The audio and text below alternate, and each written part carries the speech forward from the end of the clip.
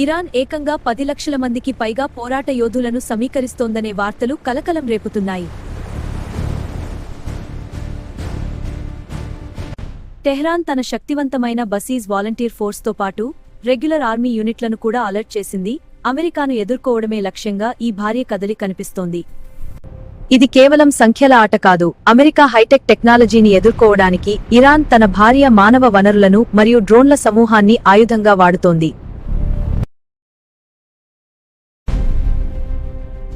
Iran ఇంత భారీ స్థాయిలో సైన్యాన్ని సిద్ధం చేస్తోంది అంటే అది టోటల్ వార్, సంపూర్ణ యుద్ధం కోసం సిద్ధమవుతున్నట్లు విశ్లేషకులు భావిస్తున్నారు. పాశ్చాత్య దేశాల జోక్యాన్ని అడ్డుకోవడమే దీని ప్రధాన ఉద్దేశం.